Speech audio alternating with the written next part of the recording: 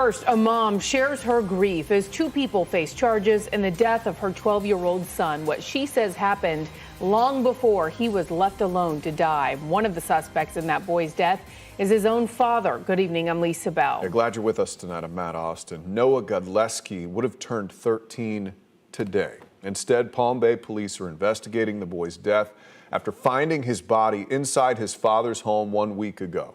Tonight, 33-year-old Jason Godleski and his girlfriend, 30-year-old Samariel Dubose, are charged with aggravated manslaughter and failure to report a death.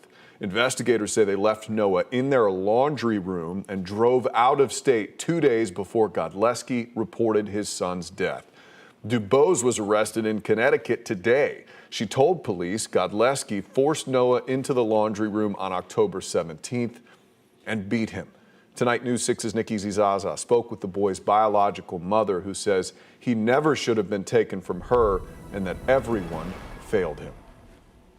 What 33-year-old Jason Godleski and 30-year-old Samariel Dubose are accused of hiding is no longer a secret after this 911 call. I needed to report that my son had passed away. He was such a sweet boy. He was the most kind and caring.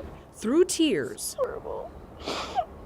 Kind and loving, sweet boy. Like, he just loved everyone. Melinda Powell shares how she was notified the body of her 12-year-old son, Noah, was found beaten and bruised inside his father's Palm Bay home. The police department came to my house at 3:40 in the morning on Saturday morning and told me that an incident happened. The crime may have remained hidden had it not been for Godleski showing up at the police department to file a report. Do you know how he passed away, or?